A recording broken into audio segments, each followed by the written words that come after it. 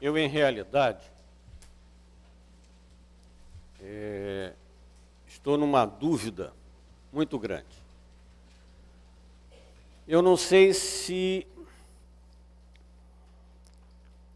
falar de Jesus é muito fácil ou muito difícil. Nós estávamos em casa pensando no que conversar hoje e bateu exatamente essa dúvida. Porque o Cristo, ao mesmo tempo que está muito próximo de nós, muito próximo dos nossos corações, nós nos distanciamos muito dele. Ele está próximo de nós pelo amor infinito que ele tem por cada um das suas ovelhas.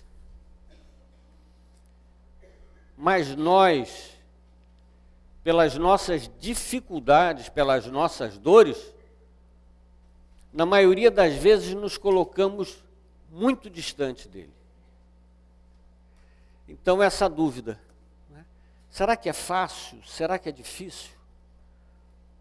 Será que é fácil quando nós buscamos nos aninhar no seu colo, buscando aquela proteção? Ou será que é difícil quando eu percebo que o chamamento dele é muito tranquilo,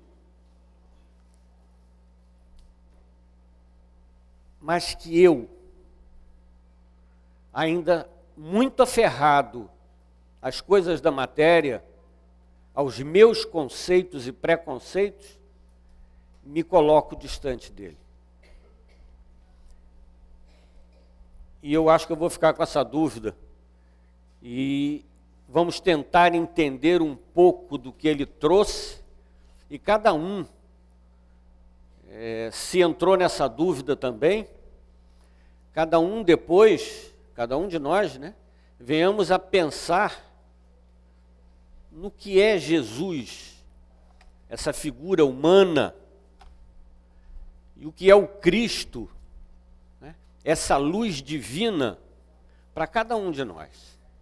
Onde é que nós nos situamos junto a ele ou distante dele? Aí vai ficar para cada um de nós chegar a essa conclusão. Nós pensamos e tiramos aqui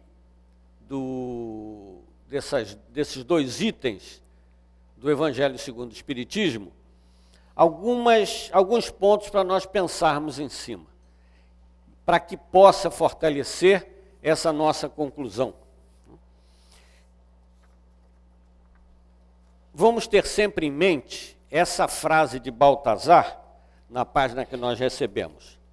Toda a trajetória cristã mostra-nos como seria diferente o mundo se todos soubéssemos ver no comportamento de Jesus uma atitude a ser seguida. Toda essa trajetória cristã mostra-nos como seria diferente o mundo se todos soubéssemos ver no comportamento de Jesus uma atitude a ser seguida. Nos diz Kardec, nos mostra, né, Kardec, um ponto muito importante dessa observação do que o Cristo trouxe para nós. A questão das práticas exteriores. Ele trouxe uma simplicidade imensa quando ele pregava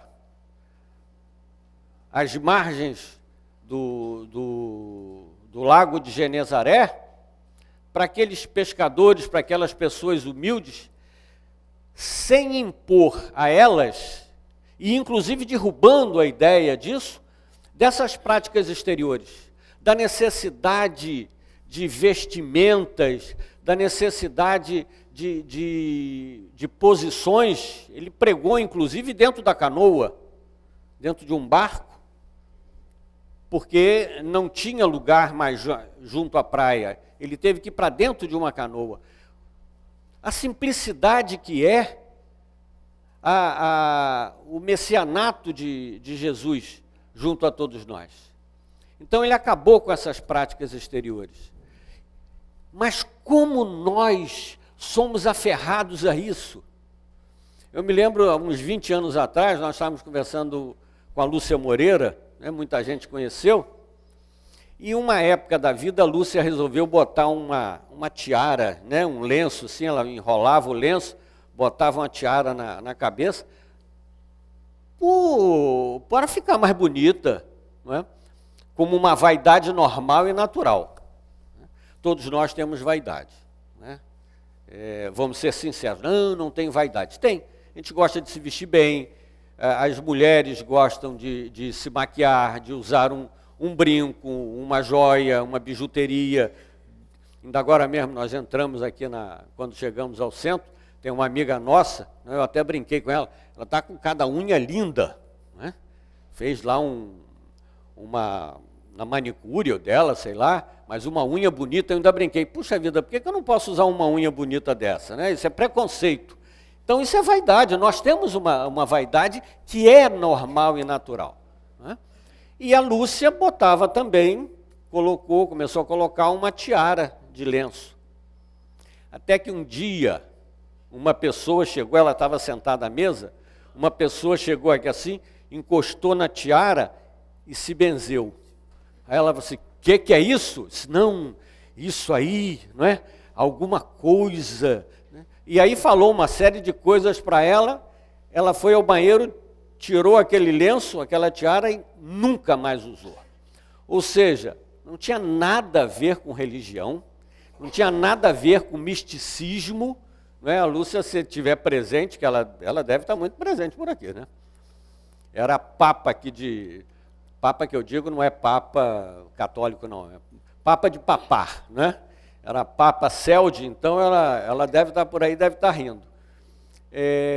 Ela precisou tirar um adorno, porque para determinadas pessoas aquele adorno queria dizer alguma coisa a mais. Como nós somos aferrados a essa questão de práticas exteriores, como nós precisamos disso, né? Existem determinados centros espíritas que precisam e preceituam, né, determinadas práticas para segurar frequentadores, porque esses frequentadores gostam dessas práticas. Vocês já repararam, aqui dentro do centro, aquele médium que chega e dá um passe suave, a sensação que muita gente tem é que aquele passe não é só um passe. Mas se eu chego e faço, aquele passe é forte. Adoro tomar passe com aquela pessoa que tem um passe forte. Isso é prática exterior. Não é? Isso é só prática exterior, porque eu posso estar fazendo isso aqui, estou pensando, meu Deus do céu, feriado, eu vou ter que viajar. E a outra pessoa que está suavemente impondo a mão, não é? Está mergulhada num profundo sentimento de amor. Nós gostamos do passe forte, não é? Da reunião forte, da reza forte. A minha sogra tem uma reza forte, né? Eu falo isso porque a gente brinca com ela até hoje, porque ela tinha uma cunhada, já falecida, né, que quando ficou doente, iam algumas pessoas de um centro lá de Bangu, à casa dela, né, dar passes, aquela visita fraterna. Mas a minha sogra, ela tem uma facilidade muito grande de falar. Ela, como toda sogra, acho que fala para chuchu, né? Ela tem um coração maravilhoso, não é só porque fala bem, não. Mas essa cunhada, embora a equipe do centro fosse à casa dela, ela pedia, né? E eu, inclusive, levei minha sogra umas 2 ou 3 vezes para fazer uma prece porque ela fazia uma reza forte, não é? Gente, isso é prática exterior. E nós somos muito ligados a isso. E o que é que o Cristo nos ensinou, até em termos de prece? Ele conseguiu sintetizar no Pai Nosso, né, na oração, tudo que de bonito existe em termos de uma comunicação com a espiritualidade superior. Ele sintetizou. Existe um capítulo no final do Evangelho segundo o Espiritismo que fala exatamente de prece. E ali, não é, no Pedi Obtereis, é estudado exatamente item por item, frase por frase do Pai Nosso, e aí nós observamos o quão profundo atinge, não é, o pensamento do Cristo, a simplicidade da prece. O que é prece, não é? Já que nós estamos falando, vamos raciocinar um pouquinho sobre prece. O que é prece? Prece é um nome técnico que se dá a uma faixa vibratória de pensamento que nos leva ao contato com a espiritualidade superior. Prece é só isso. Prece, oração, reza, não é? É o nome técnico de uma faixa vibratória que nos liga à espiritualidade superior. Prece, mas quando eu quero me ligar à espiritualidade superior, né, eu me concentro, e aí eu me imagino conversando com Jesus, ou com Bezerra de Menezes, ou com Maria, com São Jorge, com quem quer que seja, é a minha faixa vibratória de ligação a esses espíritos. Quando eu falo mal da dona Creuza, que é a minha vizinha, é praga, não é? É o nome que se dá, o nome técnico que se dá a uma faixa vibratória onde eu vou me ligar à espiritualidade infeliz. Tudo é vibração, ou prece ou praga. Quando eu falo mal da dona Creuza, atenção, não sei se tem dona Creuza aqui, tá? Se tiver, por favor, me perdoe. Quando eu falo mal da minha vizinha, da minha sogra, de quem quer que seja, quando eu vibro, não é, em desequilíbrio por alguma situação, nesse momento eu estou vibrando, só que num ponto oposto ao da prece. Então, prece é só isso, é uma vibração superior. E como é que eu tenho que fazer uma prece? Simplesmente eu tenho que pensar e me ligar em termos de sentimento, de emoção, a esses espíritos superiores. Eu não preciso de lugar especial, de momento especial, de palavras especiais, de vestimentas especiais para fazer isso. Eu posso fazer prece, e eu acho até que devo, quando eu pego uma Kombi, não é?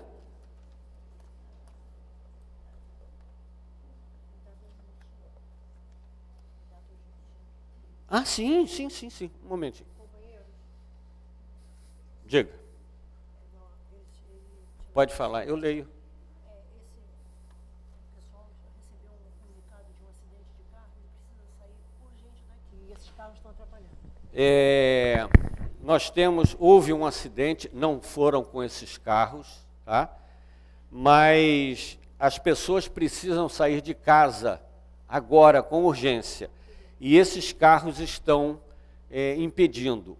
Um Gol prata, placa LOB 6315. Gol prata LOB 6315. E um Ford KWX 3389. Um Ford KWX 3389. Por favor, com urgência, para retirar o carro da frente.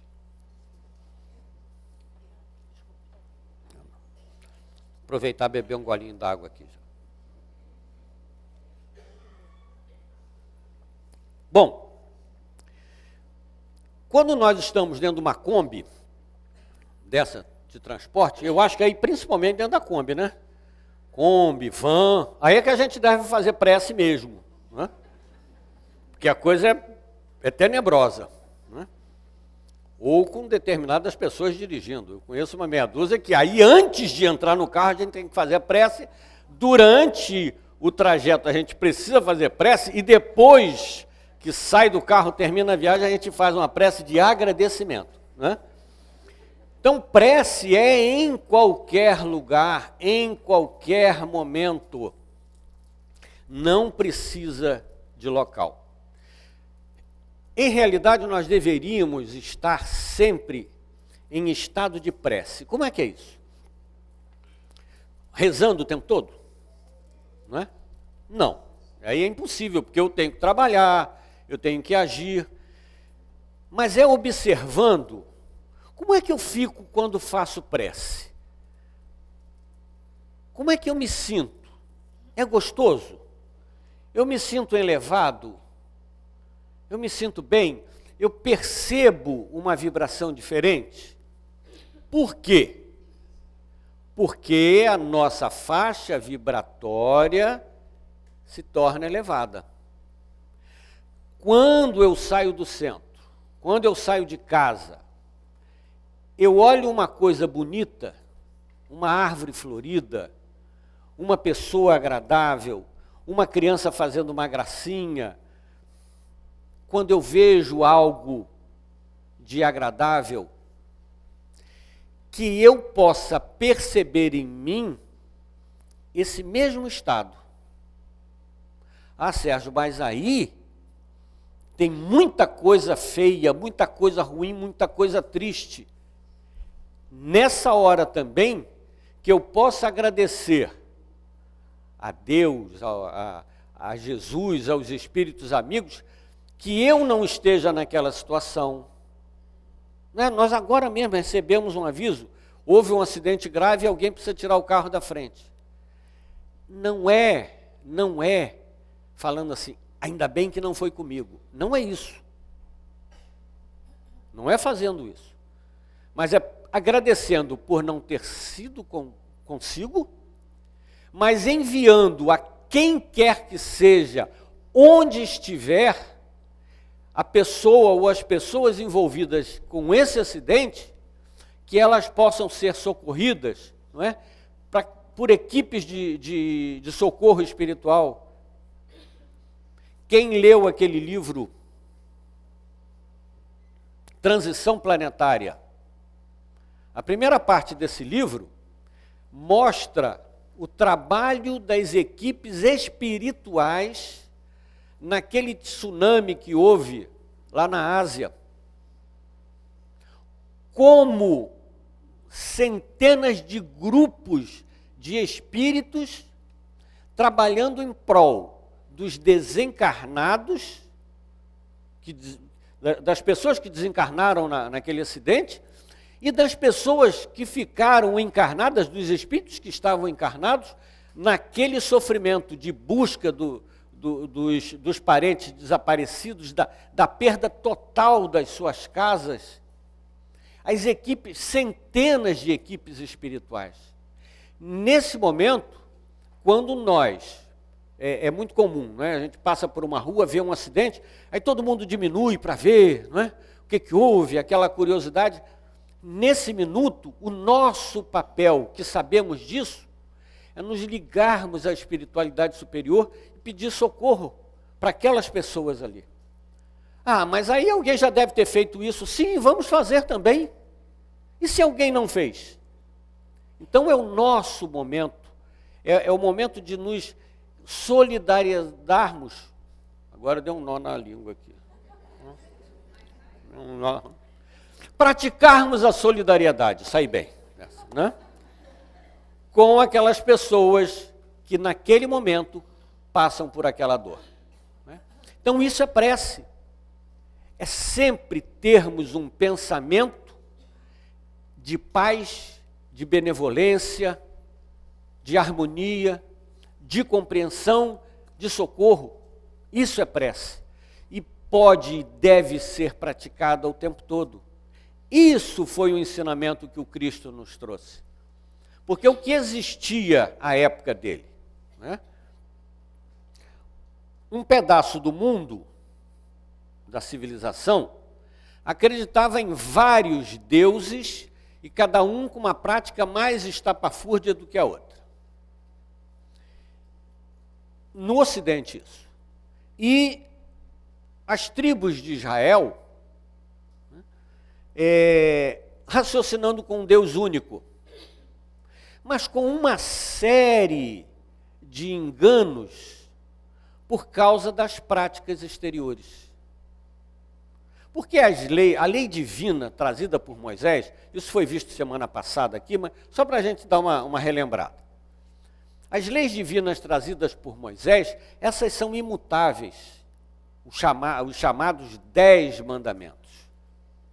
Mas as outras leis, de um grande legislador que foi Moisés, né, eu fico imaginando como nós hoje somos indisciplinados.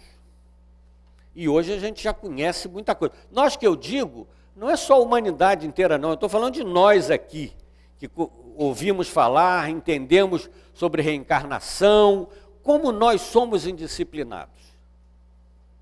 Eu fico imaginando aquelas 12 tribos fugindo do cativeiro. Devia ser uma bagunça social aquele negócio.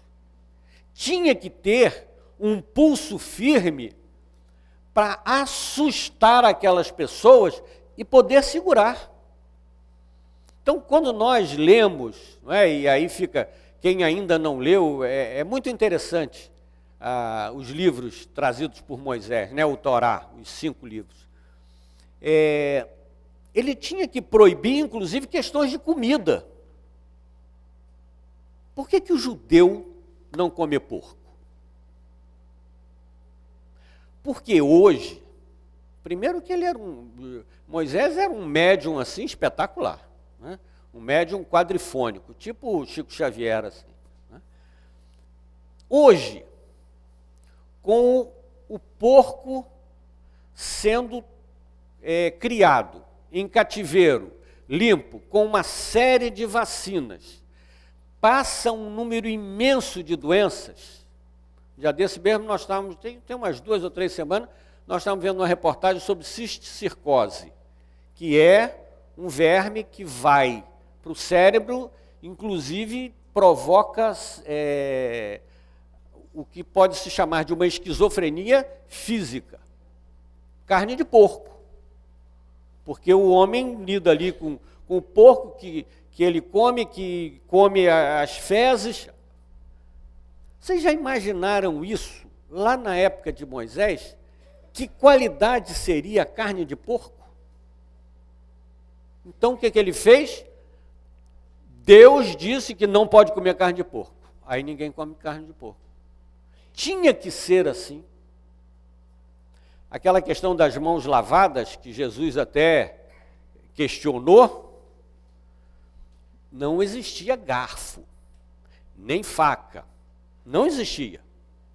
Comia-se como? Com a mão. Na Índia ainda é assim, né? Em alguns países você ainda come com as mãos. Naquela época, vocês já imaginaram, você cuidava de porco, de cabrito, de cavalo, mexia com tudo. Não existia banheiro, não existia papel higiênico, não existia bidê, duchinha higiênica, nada disso tinha naquela época. Aí você vai com aquela mão beleza, né? E come. Tinha que ter, né, uma lei que dissesse, não pode comer com mão suja, tem que lavar a mão antes. Então, as leis dele foram leis extremamente sábias, mas humanas. O que é que o Cristo veio exatamente questionar? Ele não queria derrubar isso. Ele traduziu tudo, que daqui a pouco nós vamos conversar um pouco mais sobre isso. Ele traduziu tudo no amar ao próximo como a si mesmo. O que tem a ver carne de porco, lavar a mão? Não é? Porque ele falou todas as leis, ele não falou assim, só as leis mosaicas, só as leis divinas, só os 10 mandamentos. Ele falou todas as leis e todos os profetas estão contidos em amar a Deus sobre todas as coisas e ao próximo como a si mesmo. O que tem a ver? Quando eu me amo, eu chego da rua e antes de me alimentar, eu lavo a mão. É alto amor mesmo. Quando eu me amo, eu não como a pelezinha do frango da Rua 12 lá de Bangu, porque é maravilhosa, mas tem um colesterol, não é? Tenebroso. É muito bom, mas se eu me amo, eu penso 2 vezes e não como a pelezinha daquele frango. Eu não sei se alguém... Gente, fazer propaganda, eu não tenho nada a ver lá, não ganho royalties para isso não. Mas esse franguinho é maravilhoso. Mas a pele, gente, tem um colesterol. Isso é se amar. Então, quando você lava as mãos, quando você escolhe a comida, quando você escolhe a temperatura de sair de casa, o dia que vai sair de casa, o que vai fazer, o programa de final de semana, você precisa perceber que isso, quando eu penso direitinho, isso eu estou me amando. E quando eu não convido alguém para comer a pelezinha do frango da Rua 12, eu estou amando essa pessoa também. É reciprocidade. O que eu não gostaria que fizessem comigo, eu não faço com o outro. O que eu gostaria para mim e que eu acho válido, eu raciocino com o outro. Não é bom quando a gente sabe que alguém vibra por nós em amor? É. Quando eu digo, nossa, o fulano de tal gosta muito de mim. E aí eu percebo como é gostoso para outra pessoa eu gostar dessa pessoa assim. Eu vibrar para essa pessoa desse jeito, dessa forma. E aí eu exatamente entendo o que Jesus nos disse. Amar ao próximo como a si mesmo. Mas outra coisa, não é? Nós falamos dessas práticas exteriores, falamos da prece, não é? O que mais Jesus nos trouxe? Quer dizer, ele trouxe o tempo todo uma série de coisas. Vamos ver alguns pontos. Né? Todos nós somos filhos do mesmo Pai, sem diferença. E aí começa o nosso grande conflito. Será que todos nós, e eu não estou falando agora só daqui dentro do centro, não. Eu estou indo lá para fora. Será que todos nós teríamos condições de socialmente, financeiramente, culturalmente, estarmos no mesmo nível, na mesma linha? Não. É claro que não. Mas não é preconceito. É entendimento da lei de causa e efeito e da lei acoplada a isso, da reencarnação, onde nós teremos infinitas chances de progredirmos. Mas nós não estamos todos na mesma linha, na mesma faixa. Então, cada um de nós, se nós abríssemos aqui uma discussão, por umas 12 horas, cada um teria oportunidade de falar uns 10 minutos, né? Nós veríamos que cada um de nós aqui temos uma dificuldade, pelo menos uma dificuldade. Cada um de nós aqui tem um calcanhar de Aquiles específico, ou seja, um ponto fraco. É exatamente a chance que nós temos nessa existência de estar trabalhando esse ponto fraco. E são essas dificuldades de aprendizado do que nós ainda não conseguimos introjetar que faz com que haja essa diferença. Mas se nós conseguimos entender a nossa diferença social, a nossa diferença financeira, né? Cada um trabalha numa determinada situação, ganha um determinado salário, tem uma determinada posição financeira. Nós não conseguiremos e nem podemos ter a mesma faixa. Só que, quando nós entendemos que todos somos filhos de Deus, essa diferença, se nós começarmos a pensar assim, essa diferença vai ficando cada vez menor. E existe um ponto onde nós não podemos esquecer que não há diferença. Todos somos criaturas humanas fazendo o nosso melhor. Vou repetir isso. Todos somos criaturas humanas fazendo o melhor que podemos fazer. Todos nós estamos buscando uma satisfação e uma busca de felicidade. E alguém deve ter pensado que eu ouvi daqui, e o marginal? E o bandido? Ele também está fazendo o melhor que ele pode. Infelizmente, o melhor que ele pode, dentro dos critérios dele, prejudica outras pessoas. Mas ele está fazendo o melhor. E quando nós entendemos isso, olha a diferença.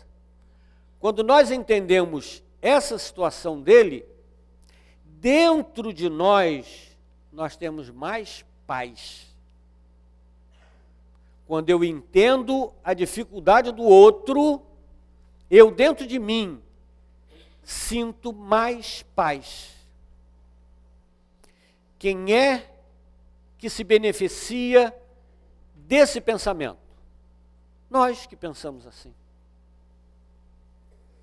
Não é um benefício do bandido, dessa alma transviada, não é? Dessa alma conturbada.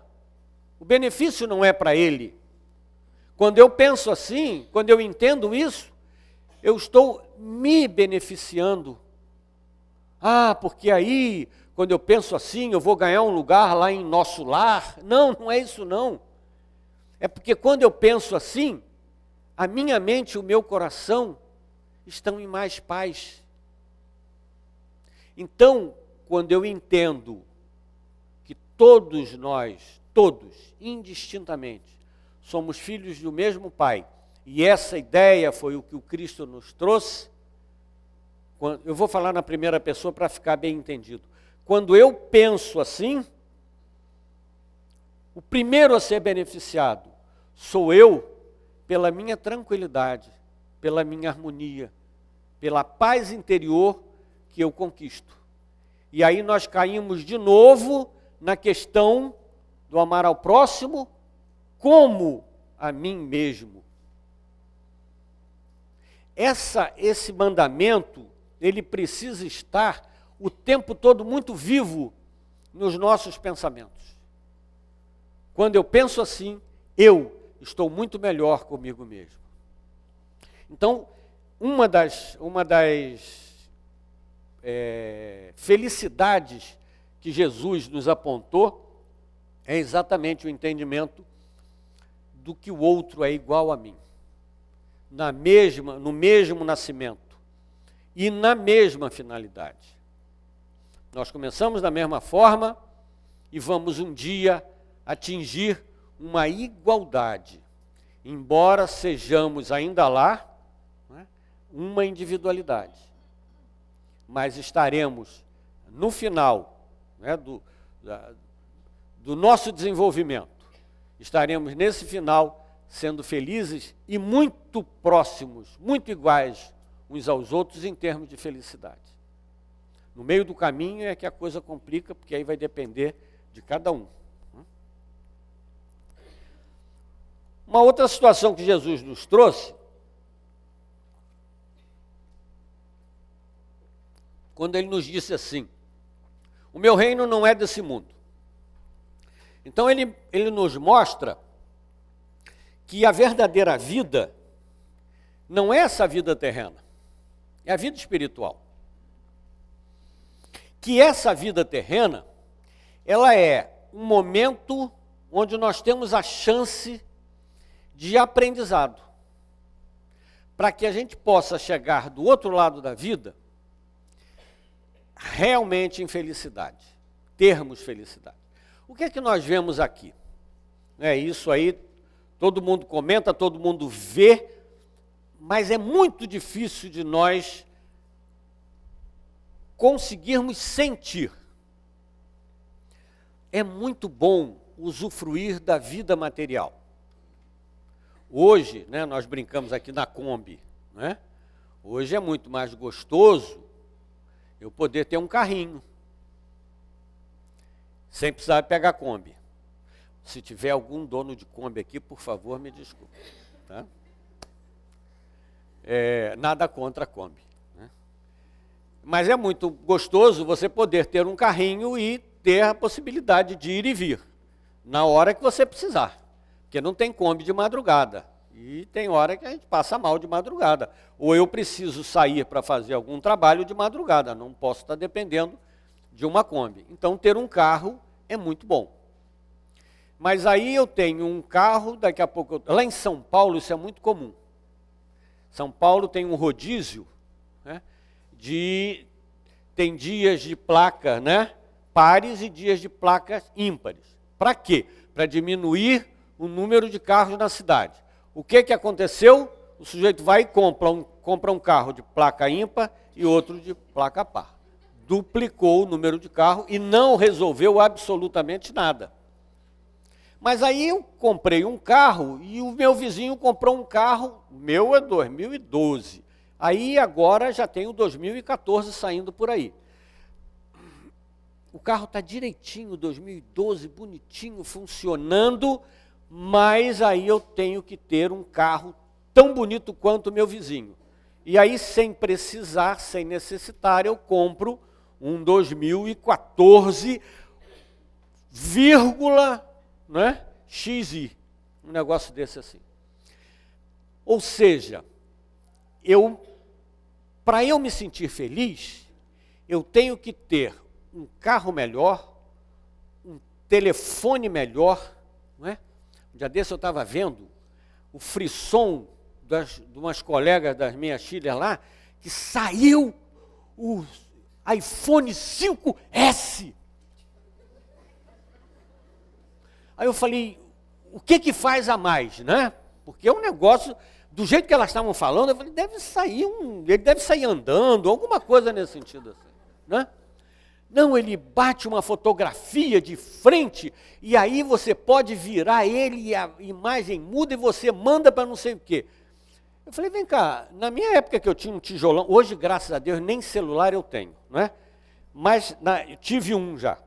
Era desse tamanho, parecia um tijolo daquele maciço, Ele servia para telefonar, às vezes, porque uma boa parte de vezes ele também não telefonava, E é por isso que eu deixei de usar celular. Hoje, tudo que não se faz com o celular é falar. É sério. Um dia desse eu estava vendo a conta lá das minhas filhas, que também tem celular, porque senão, eu não tenho, mas elas têm. Se não tiver, está fora. Então elas gastam, acho que é R$40, uma coisa assim, de conta. E não gastam. Quando vem a lista lá, que eu olho, não tem despesa, porque elas não telefonam. Eu não consigo entender, a minha cabeça é um pouco mais velha, da primeira metade do século XX, Para que você vai ter um negócio que você não usa para aquele negócio, Mas é a aquisição. Tem uns carros, um dia desse eu entrei no carro de um amigo nosso, de um senhor amigo nosso, parecia uma nave espacial, lindo. Sério, lindo, lindo. Luz azul para cá, não é que ele tenha colocado, não, já é do carro, né?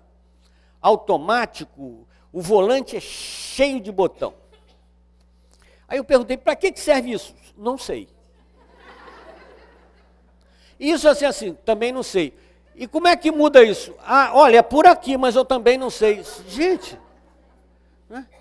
E aí cada botão daquele custa mais R$500 no preço do carro. Ou seja, é a questão do material, da aquisição, da posse. Vocês já repararam como é que posse nos dói? Eu vou lá atrás, antes de Jesus, né, ele falou isso também, né? Mas antes de Jesus teve um cara que falou isso, Siddhartha Gautama, o Buda, né? A doutrina dele foi baseada exatamente em cima da posse, do você se despreender da posse. Porque posse é uma coisa tenebrosa, não é só físico, como nos diz Jesus, não é só uma questão de posse física, é posse de ideias. Na reunião de sexta-feira, na mesa mediúnica de auxílio espiritual, chegam às vezes espíritos que estão agarrados a outros espíritos encarnados, 2, 3 vidas, 2, 3 encarnações. E aí você começa a conversar, ele diz, não, mas você não sabe o que ele fez com a minha família, trucidou meus filhos, minha mulher, a mim. Há quanto tempo? Tem não sei quanto tempo, 2 vidas, ele já foi outra pessoa, agora é de novo uma outra pessoa. Quer dizer, o camarada que está encarnado, aquele espírito que está encarnado, nem sabe que matou alguém há 3, 4 vidas atrás. Aí você pergunta assim, ele matou sua família? Matou. Você ama a sua família? Amo. Onde é que essa família está? Não sei. O que é isso? É o que ocorre conosco. Quer dizer, por apego ao ódio, eu fico mentalmente agarrado a alguém, quando por amor a mim, eu deveria estar ligado a outras pessoas. Quando esses espíritos acordam para essa pergunta, e os seus filhos, a sua esposa, onde é que eles estão? Não sei. Eu falei, você está sofrendo séculos de ódio ligado a esse espírito, e a quem você ama? Onde é que eles estão? Nós somos assim. Nós somos apegados a determinadas mágoas familiares que nós carregamos anos e anos a fio, por ódio. Isso é apego. Da mesma forma que eu me apego a um carro, a uma pessoa. Vocês conhecem gente que o namorado, o marido, a esposa, sei lá, qualquer, vira e fala assim, olha só, não gosto mais de você, vamos seguir o nosso caminho. Não, mas eu gosto de você. E sofre com isso, e persegue, e fala, anos. Isso é apego. Isso é não se amar. É não se amar. Quando alguém vira e fala assim, não gosto de você, muito obrigado, até logo. E o que eu vou ficar fazendo junto de alguém que disse, não gosto de você? Eu vou embora. Não é orgulho, não é isso. É auto-amor. Jesus veio nos trazer exatamente isso. Quando o moço rico foi procurá-lo, eu quero lhe seguir. Ele disse, ok, a regra é essa, vende tudo, dá aos pobres e vem comigo. Ele disse, ah não, aí a coisa fica difícil, eu vou ali resolver um probleminha e volto. Jesus não se abalou. Estudem a vida do Cristo, né, no documento que nós temos, que são os evangelhos, né, de Mateus, Marcos, Lucas, João. Estudem ali um momento em que Jesus sentou-se: meu Deus do céu, me abandonaram, né? Eu estou tão triste. Não tem esse momento. Não tem esse momento. Ele sabia, é por isso que no início eu falei, né, eu estou em dúvida se é fácil ou difícil falar de Jesus, porque não dá para nós alcançarmos o grau de entendimento desse Espírito. Nós não conseguimos imaginar o que é que ele sabia e sentia das pessoas que o cercavam. Isso hoje, cientificamente falando, o tempo terminou, é? Ela mexeu no microfone, eu já olhei, já terminou o tempo. 2 minutinhos para fechar. Hoje existem técnicas onde você consegue perceber, técnicas terapêuticas, onde você consegue perceber a psicosfera da pessoa que está junto de você. Nós, cheio de erros, cheio de dificuldade, nós conseguimos perceber isso. Eu fico imaginando esse espírito puro como era, junto a nós. Ele é como se ele lesse numa televisãozinha aqui, assim, na nossa testa, os nossos sentimentos e os nossos pensamentos. E ele, sabendo dessa nossa dificuldade naquela época, né, ele se amando de uma forma que nós não conseguimos entender como seja esse alto amor, porque nós ainda não chegamos lá. Ele se amando, é de se imaginar que ele jamais ficaria magoado por alguém que não o tenha entendido. Nós ainda nos magoamos muito com isso. Nós ainda esperamos muito do outro, e quando o outro não corresponde às nossas expectativas, como isso nos dói? Jesus, ele veio exatamente para dizer assim: olha só, não espere nada do outro, não aguarde nada do outro, porque você tem tudo para sofrer se isso for muito importante. O outro é o outro, com o seu baú de bagagem. Então, em seu benefício, se amando, não espere, simplesmente esteja pleno com você, porque se você estiver pleno com você, naturalmente estará pleno com o outro também. Ainda tinham mais uns 3 itens aqui para a gente estudar, não dá mais não, né? Deixa para a próxima. Que a gente possa ter, não é? Como diz Baltazar aqui, o Jesus, né? Como nosso modelo, nosso guia, nosso mestre, na questão 625 do Livro dos Espíritos, é bem explicado isso, não é?